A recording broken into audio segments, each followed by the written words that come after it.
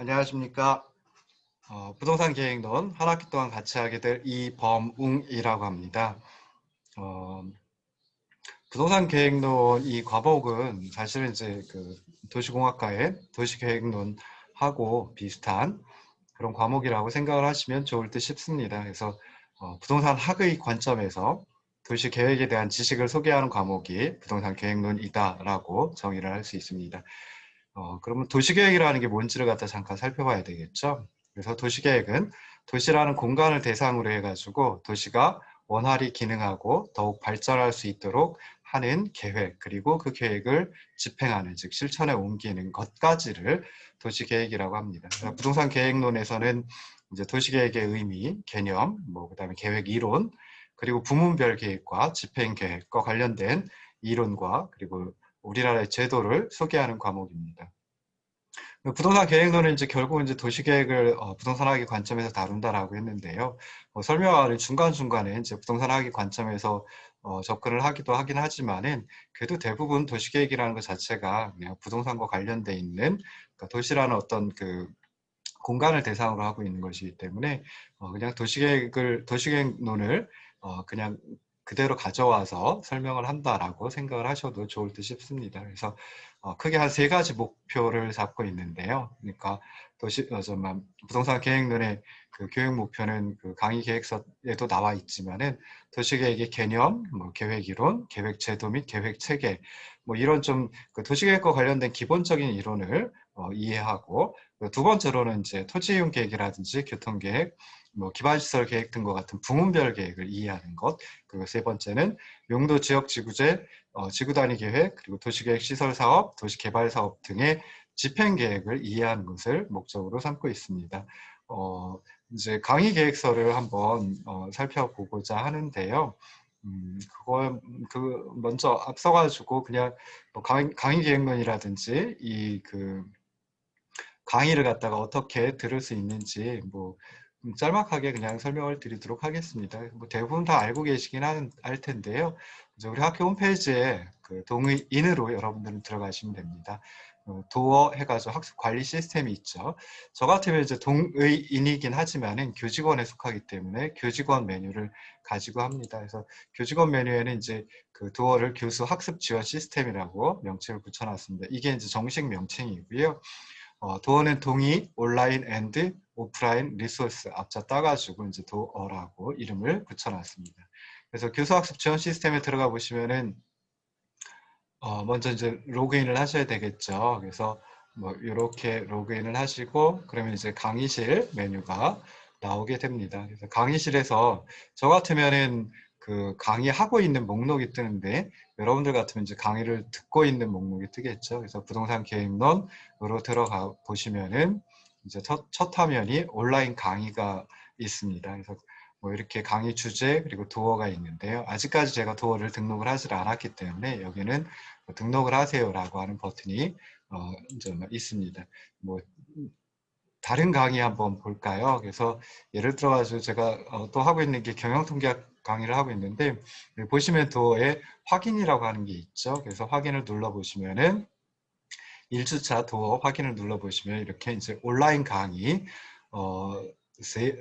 주차마다 한 세 개 정도의 온라인 강의가 유튜브 연결한 걸로 해가지고 올라와 있을 테고요.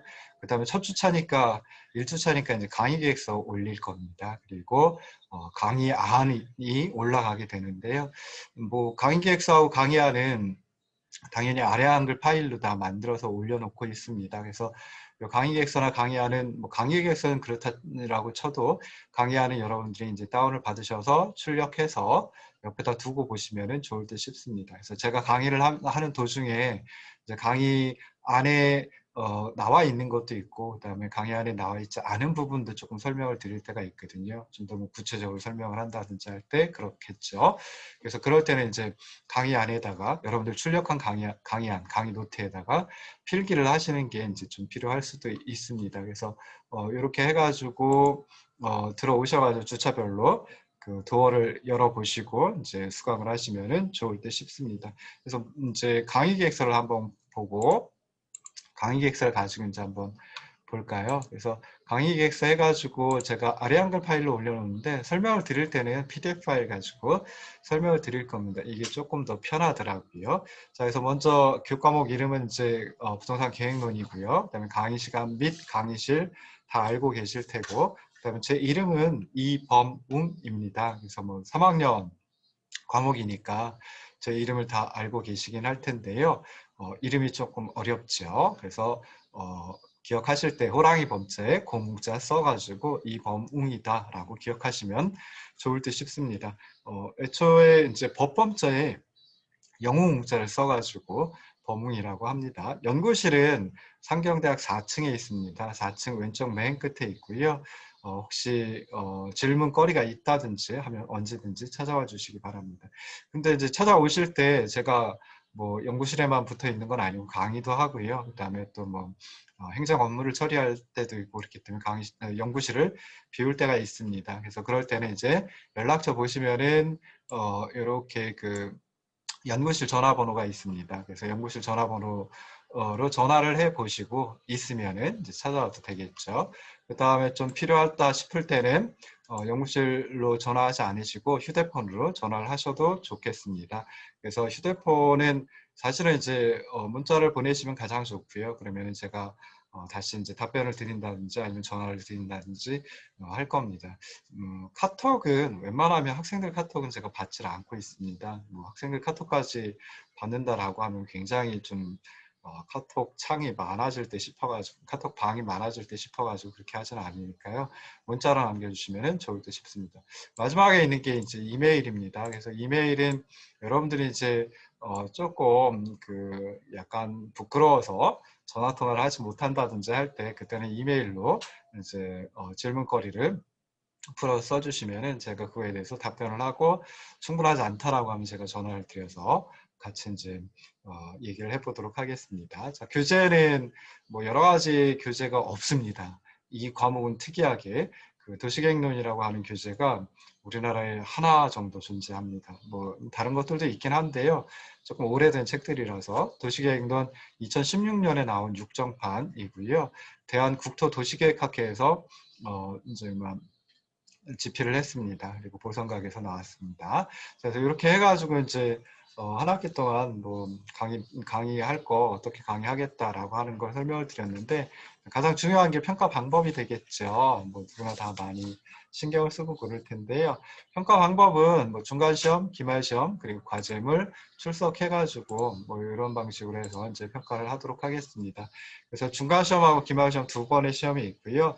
두 번의 시험 모두 다 각각 그 한 4개 내지 6개 문항으로 구성이 되어 있습니다. 그리고 대부분은 논술형으로다가 구성이 되어 있습니다. 그러니까 여러분들이 열심히 이해하시고 그리고 열심히 기억하셔가지고 시험 시간에 저기 답안을 작성하는 그런 형태입니다. 그래서 논술도 이제 말 그대로 논술 해가지고 길게 쓰는 게 있고요. 약술이라고 해가지고 좀 짧게 쓰는 게 있습니다. 약술형 문제라고 해가지고 뭐 짧으냐 하면은 뭐 아주 짧지는 않습니다. 적어도 답안지 4~5줄 정도는 이제 들어가니까요. 답안을 작성하셔야 되니까 그렇게 적은 분량은 아니지요. 논술은 이제 그것보다 훨씬 더 많은 분량입니다. 그래서 어떤 문제 같으면은 답안지 그 한 면을 꽉 채워야 되는 뭐 그런 형태의 문항도 있을 수 있습니다. 자, 그 다음에 이제 부정행위를 한다. 중간시험, 기말시험에서 부정행위를 한다라고 하면 그러면 저를 속이고 그다음에 또 여러분들, 동료들, 동기들 같이 수업 듣는 수강생들을 속이는 게 되기 때문에 저는 굉장히 좀 엄격하게 처리를 합니다. 그래서 부정행위가 발각이 된다라고 하면 학교 당국에 징계 요청을 해가지고 징계를 얻어내도록 꼭 하겠습니다. 과제물은 15% 10점, 15점입니다. 그래서 과제물은 이제 2번 여러분들이 제출을 하셔야 되는데요.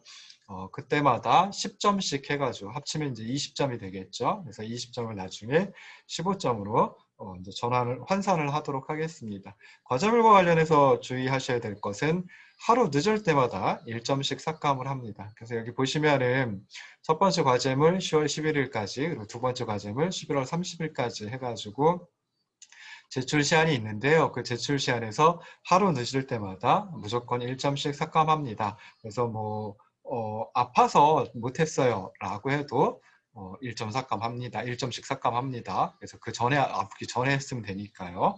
그래서 그렇게 하고요. 그러다 보면은 이제 끝까지 과제물 제출하지 않는다라고 하면 그때는 이제 과제물 점수 0점서부터 시작해가지고 마이너스 점수로 내려가겠죠.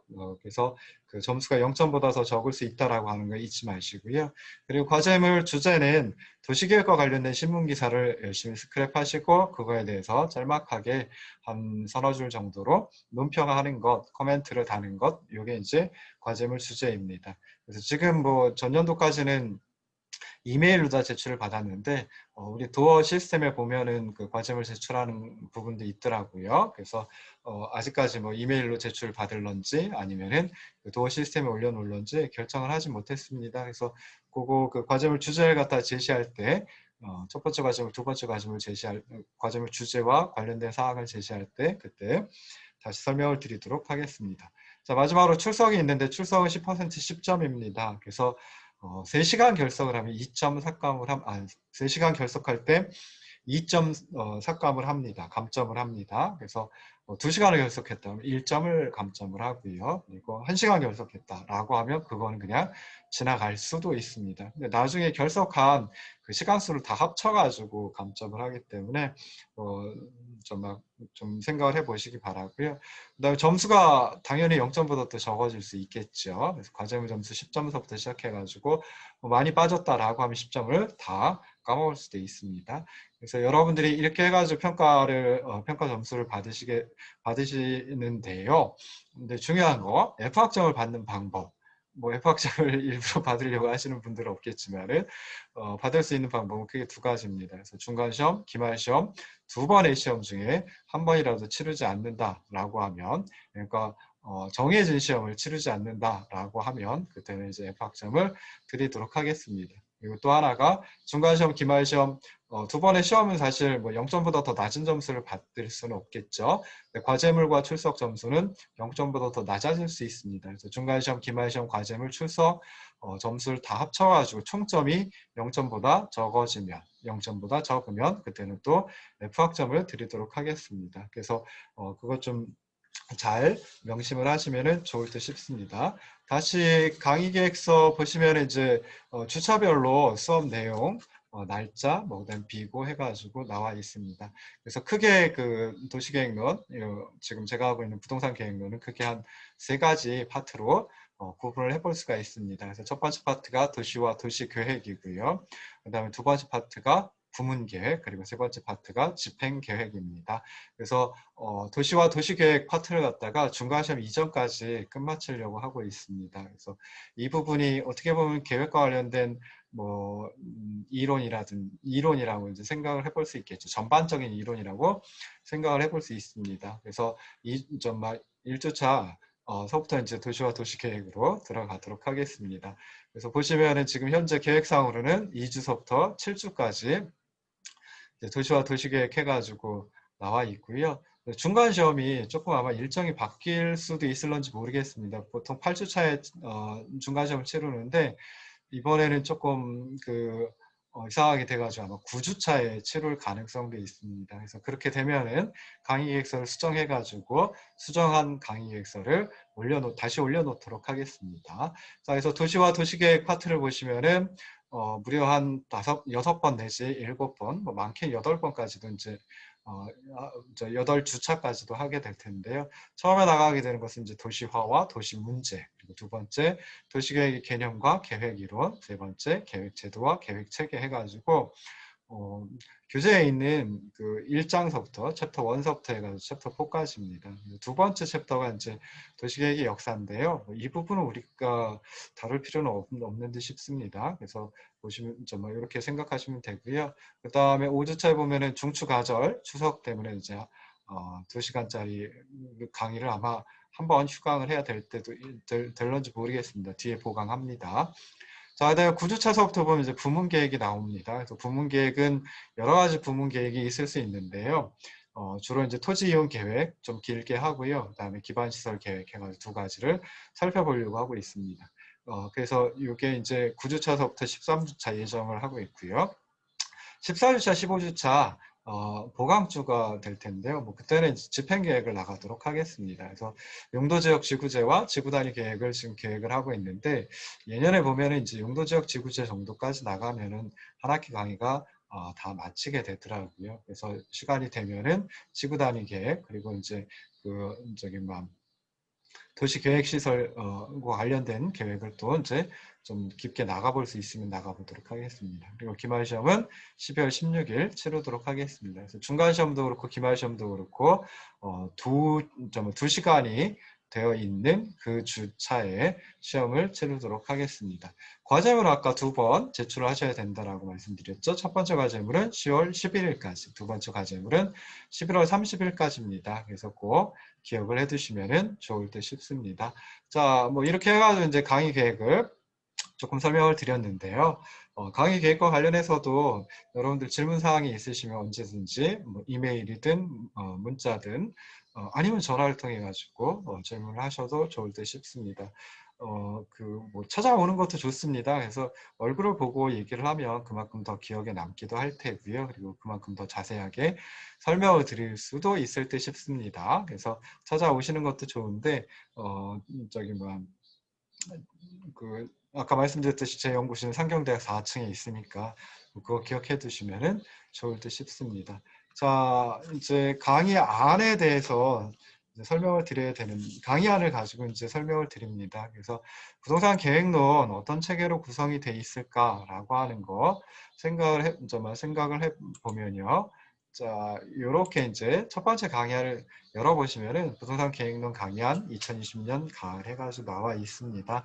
그래서 부동산 계획론의 체계, 즉 다시 말해서 이제 도시계획론의 체계가 되는데요. 아까도 말씀드렸듯이 한 세 가지 큰 파트로 편으로 구성이 되어 있습니다. 그래서 첫 번째 파트는 도시와 도시계획, 두 번째 파트는 부문계획, 그리고 세 번째 파트는 집행계획입니다. 그래서 첫 번째 파트 도시와 도시계획 하기 전에 도시계획 무엇인지 아까 잠깐 설명을 드렸었는데요.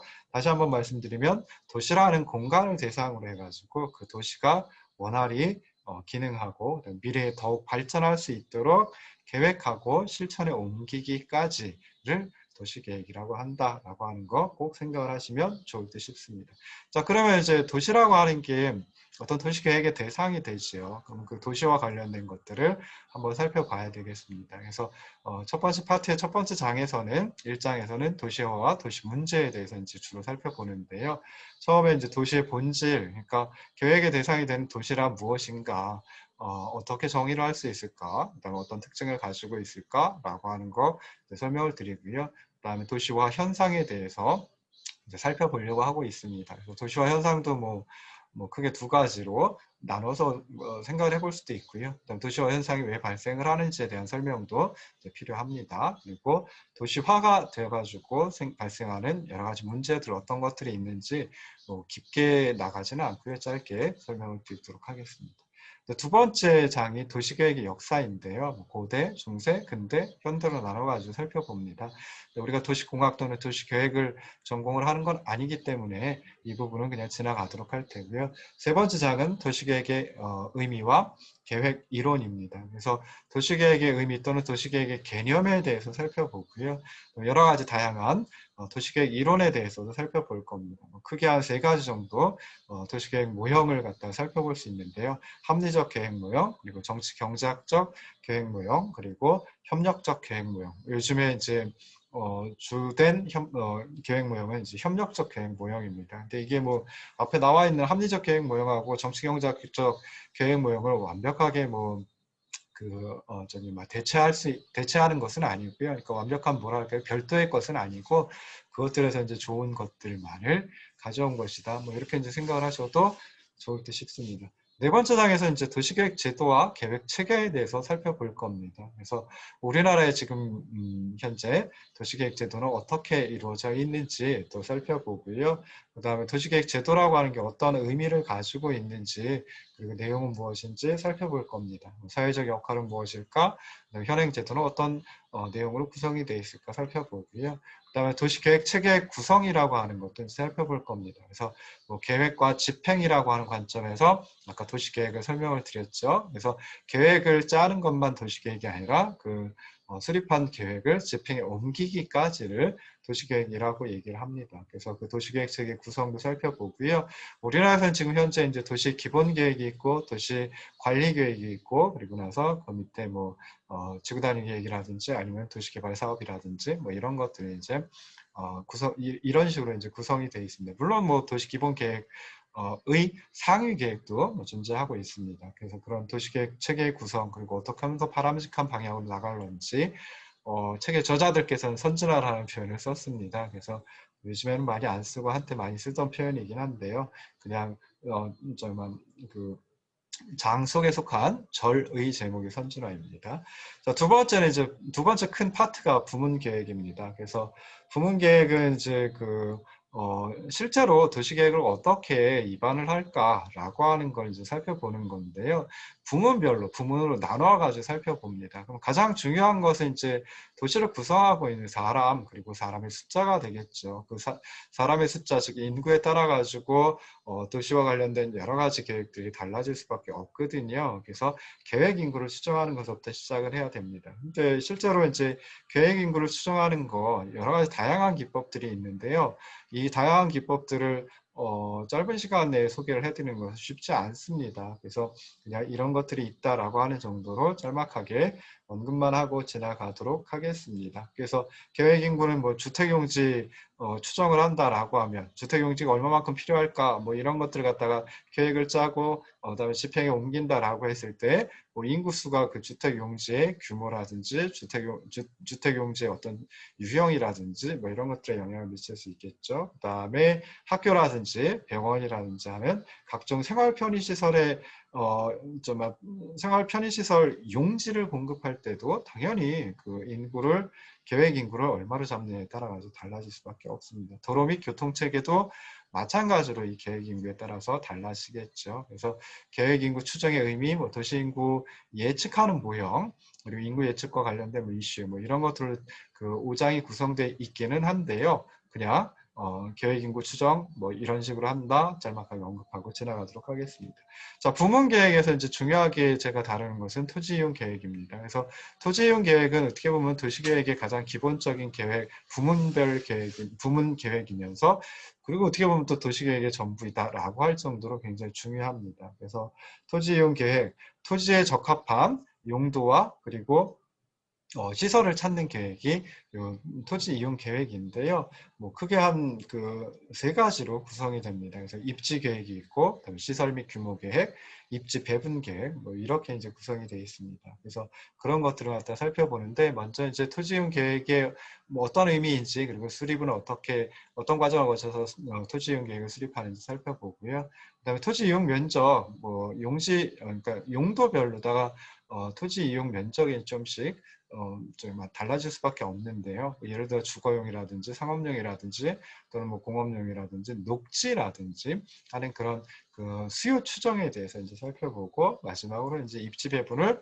어떻게 하면 좋을런지, 그러니까 도시의 어떤 부분을 도시의 어떤 지역을 어떤 용지로 배분을 할까라고 하는 것까지 이제 살펴보면 토지 이용 계획은 다 마치게 될 것 같습니다.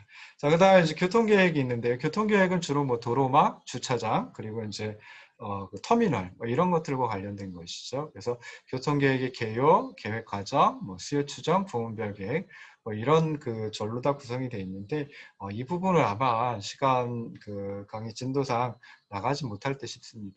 자, 그 다음에 부문별 계획에서 토지 이용 계획과 또 중요한 계획이 이제 기반 시설 계획입니다. 그래서 기반 시설이라고 하는 것은 사람들이 어떤 지역에 모여 살 때, 즉 정주를 할 때 기본적으로 필요한 물리적 시설이다라고 생각을 해볼 수 있습니다. 그래서 도로, 뭐 철도, 항만, 공항, 뭐 그다음에 광장, 공원, 그리고 뭐 운동장, 하천, 뭐 저수지, 묘지, 상하수도 뭐 이런 것들이 있고요. 그래서 굉장히 다양합니다. 그래서 그런 것들 기반시설 어떠한 의미를 가지고 있는지, 그리고 그 중에 도시계획을 통해 가지고 기반시설을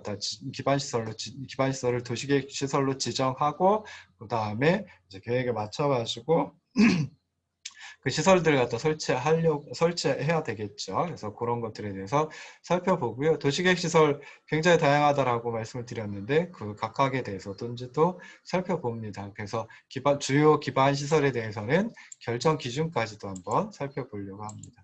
자, 그 다음에 이제 공원 및 녹지 계획이 있는데 공원 및 녹지라고 하는 것도 이제 기반 시설 중에 하나에 포함이 되기도 합니다. 그래서 여기서는 이제 구장의 공원 및 녹지 계획 규제 예산이 있지만은 제가 기반시설 계획 8장에 있는 기반시설 계획 다루면서 조금 언급하고 지나가는 정도로 하도록 하겠습니다. 그래서 공원 및 녹지의 개념, 공원 및 녹지의 유형별 기준, 공원하고 녹지도 이제 또 좀 유형을 구분을 해볼 수가 있거든요. 그래서 그런 것들 유형별로다가 설치 기준은 무엇일까, 결정 기준은 무엇일까, 그 다음에 공원 녹지 계획, 그러니까 전반적인 계획 별도로 이제 수립을 하도록 하고 있습니다. 그래서 공원 녹지 계획에 대해서도 살펴볼 수 있습니다. 그리고 또 하나 요즘에 중요한 게 이제 경관 계획이죠. 그래서 경관 계획이란 무엇이냐, 도시 경관과 관련된 기본적인 이론, 기초적인 이론 이런 거 살펴보고요. 경관 계획을 수립하는 과정 이런 것들도 이제 살펴보도록 하겠습니다. 근데 아까도 말씀드렸듯이 이번 그 학기 강의에서는 이런 부분까지는 다 나가지 못할 것 같고요. 자, 그 다음에 이제 중요한 게 계획을 짜는 게 이제 부문별 계획이다라고 하면, 부문 계획이다라고 하면 그 계획, 입안된 계획을 실천에 옮기는 것, 즉 집행하는 게 집행 계획입니다. 그래서 이제 그 어떻게 보면 도시 계획이라고 하는 게 구상, 사람들이 생각하는 정책 입안자가 생각하는 구상하는 그런 도시 계획인데요. 그걸 구체적으로 형상화하는 그런 작업이 집행계획이다라고 생각하시면 좋을 듯 싶습니다. 크게 네 가지 용도지역 지구제, 지구단위계획, 도시계획 시설사업, 도시개발사업으로 구성이 되어 있습니다. 그래서 용도지역 지구제는 이제 토지 이용 계획을 실제로 이제 집행하는 수단이다.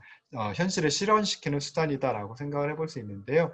지역을 단위로 해가지고 포괄적이고 일반적으로 규제하는 용도 규제이다라고 생각을 하시면 좋을 듯 싶습니다. 그래서 용도 지역, 용도 지구, 그리고 용도 구역 이렇게 세 가지로 구성이 되어 있고 일반적으로 지정하는 것, 일반적으로 규제하는 것은 용도 지역입니다. 그래서 용도 지역 위주로 해가지고 살펴보게 될 텐데요. 좀 전에 말씀드렸던 세 가지 용도 지역, 용도 지구, 용도 구역 다 한꺼번에 살펴보고요. 그 다음에 지역 지구제가 어떻게 출발을 했는지 그리고 지금까지 어떻게 변천이 되어 왔는지도 한번 살펴볼 겁니다. 그리고 최근에 많이 회자되고 있는 유연한 지역 지구제 해가지고 이런 부분들 이제 설명을 드리도록 하겠습니다. 자, 그 다음에 지구 단위 계획이라고 하는 것도 있는데요. 지구 단위 계획은 이제 필요한 지역에 국한해 가지고 수립하는 행위 계획이다라고 생각해 볼 수 있습니다. 이 지구 단위 계획도 토지 이용 계획의 실현 수단 중에 하나이다라고 생각을 해볼 수 있고요. 이 지구 단위 계획 제도의 특성이라든지 그 내용이라든지 하는 거 살펴볼 수 있으면 살펴보도록 하겠습니다. 그리고 우리가 진도를 나가지는 못하겠지만 도시계획 시설 사업, 근데 이 부분은 아까 그 기반시설 계획에서 많이 다루거든요. 그래서 그런 것들 이제 좀 하면서 필요하면은 맨 마지막에 있는 이제 민자 유치를 통해 가지고 도시계획 시설 사업을 하는 경우가 최근에 많이 늘어나고 있습니다. 그리고 그 민자 유치하는 그러니까 민간 투자를 받아가지고 하는 방식도 이제 굉장히 다양하거든요. 그래서 시간이 되면 그 부분은 설명을 드리도록 하겠습니다. 자, 마지막에 이제 도시개발 사업입니다. 그래서 도시개발 사업의 어떤 유형, 이 도시개발 사업도 이제 규율하는 법 체계가 한두 개가 아니라 굉장히 많거든요. 그래서 그런 것들, 도시개발법, 그 다음에 도시 및 주거환경정비법, 줄여서 도정법이라고 얘기를 합니다. 그 다음에 도시재정비 촉진법, 줄여서 도촉법이라고 합니다. 그래서 이런 것들에 의해서 도시개발 사업이 어떻게 이루어지는지를 살펴보려고 하는데요. 아까도 말씀드렸듯이 여기까지 다 나갈 수 있느냐, 다 나갈 수 있으면 좋겠지만은 실제로 이제 그렇게 나가지를 못할 것 같습니다. 그래서 강의 계획서를 다시 보시면은 도시와 도시계획 해가지고 좀 많은 부분 나가도록 할 테고요. 네, 부문계획은 토지이용계획과 기반시설계획 두 가지 정도 한다. 집행계획은 용도지역지구제, 지구단위계획 정도 하고 시간이 되면은 그 민간 투자를 받아가지고 도시계획 시설 사업을 할 수 있는데 그 민간 투자 방식 이런 것들에 대해서 살펴보려고 하고 있습니다. 자, 한 학기 동안 강의를 들으셔야 됩니다. 그래서 그냥 교재만 가지고 우리가 강의 없이 설명 없이 이해한다라고 하는 거 물론 뭐 하실 수 있습니다. 그렇긴 하지만은 쉽지는 않겠죠. 그래서 제가 그 강의를 진행할 때 여러분들은 이제 도어를 통해 가지고 유튜브에 연결해서 저기 뭐 강의를 들으시게 되는데요.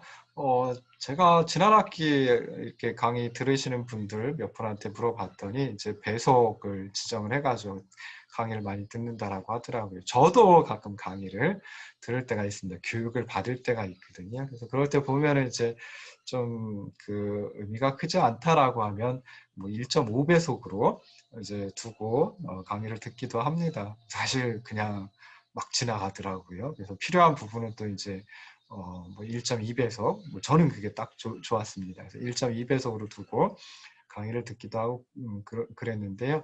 여러분들도 한 1.2배속 정도 속도로 해가지고 들으시면 좋을 듯 싶고요. 보시다시피 제 말하는 속도가 조금 빠릅니다. 그래서 그냥 1배속으로 두고 들으셔도 뭐 그렇게 저기 막 그 시간이 좀 덜 간다, 더디 간다, 뭐 이런 생각은 하지 않으실 듯 싶습니다. 앞으로도 이렇게 그 얼굴도 조금 보였다가 그리고 이제 강의 안을 보여드렸다가 하면서 이제 강의를 진행할 텐데요.